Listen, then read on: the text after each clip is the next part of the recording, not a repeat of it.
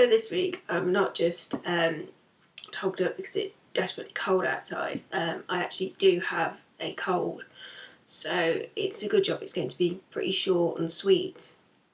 Some might say that's like me. I disagree because I'm actually slightly over average height. That therefore does not make me short. Okay?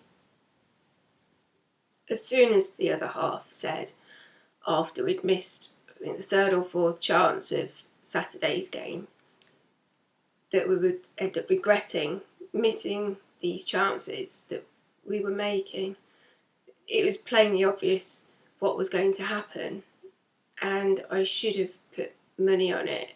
But the problem is, by the time I'd taken myself downstairs and presented myself at the nearest betting kiosk, then I would have just missed the goal. And given the sloppy nature of the goal itself, part of me wishes I had missed it, because it really was awful defending.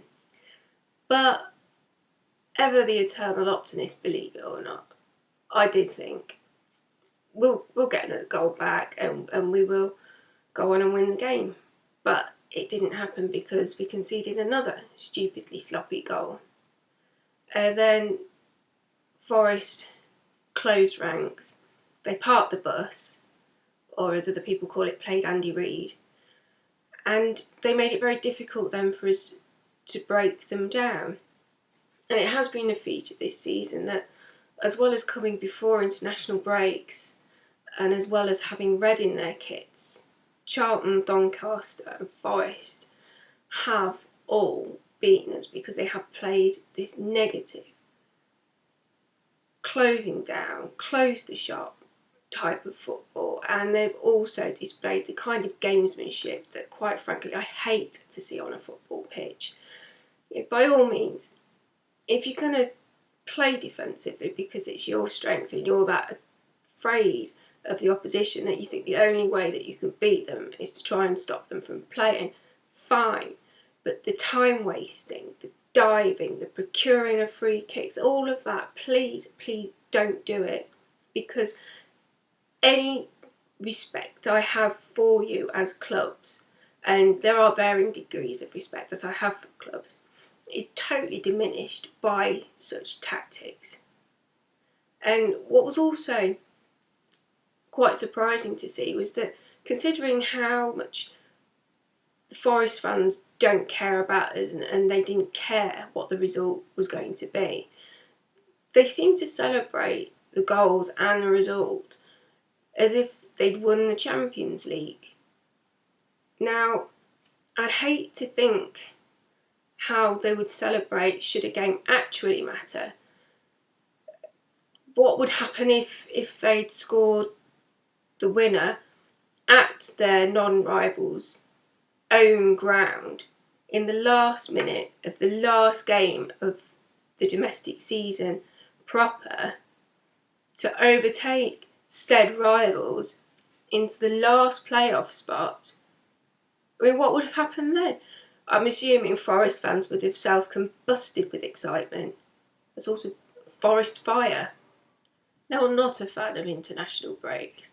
Aside from the fact that we seem to lose just before one, I don't actually agree with them.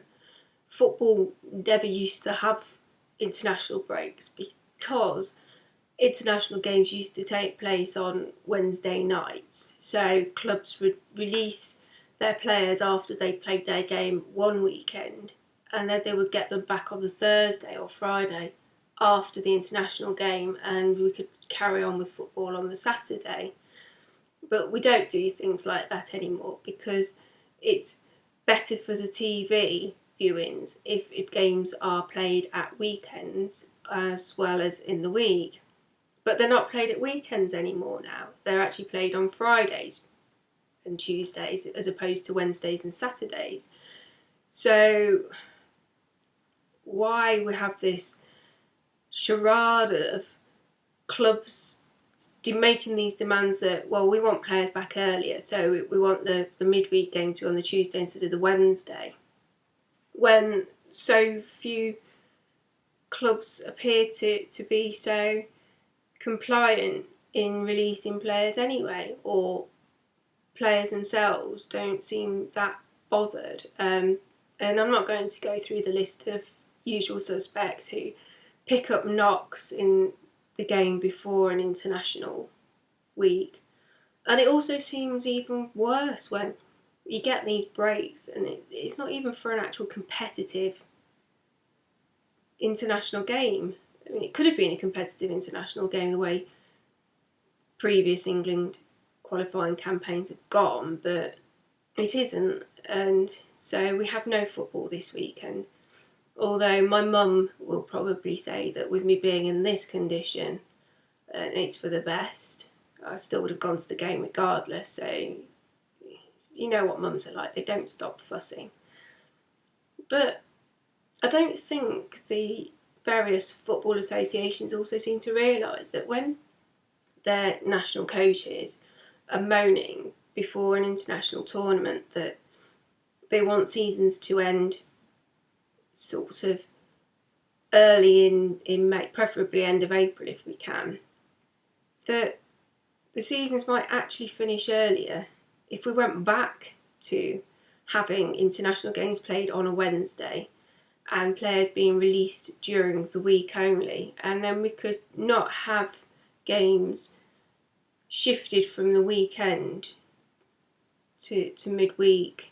We might be able to sort it that way, that we've actually got an extra weekend in which to play games, because towards the end of the season, once fixture congestion starts to make you either tongue-tied or it sort of gets in the way of the actual scheduled games, that's when the problem starts. So having games spread out throughout the season is I would have thought more preferable, but who am I to say? I'm just a logical fan who's got absolutely no clout whatsoever. So I doubt anyone from the FA or FIFA or UEFA is watching this, and even if they were, they wouldn't take on board what I'm saying, because I'm a nobody. But if you are watching, could you just at least please give it a little bit of thought? Just a little thought. But that's enough of my inane ramblings. I think that the paracetamol is starting to wear off, and I'm getting all the fuzzy, heady, coldy stuff going out, which is why I'm now talking gibberish. I can't speak properly. It's okay. I've not been having medicinal wine. I know I probably sound like I have, but honestly, I haven't. It's been days since I touched a drop, honest. I'm not well, I don't feel like it. So hopefully next week I can give you a preview for the Ipswich game and I'll be feeling better. And until then, take care everyone, and I hope I don't pass this cold on to you. But if I do, I'm not sorry. I'm not, because I don't see why I should have to suffer alone.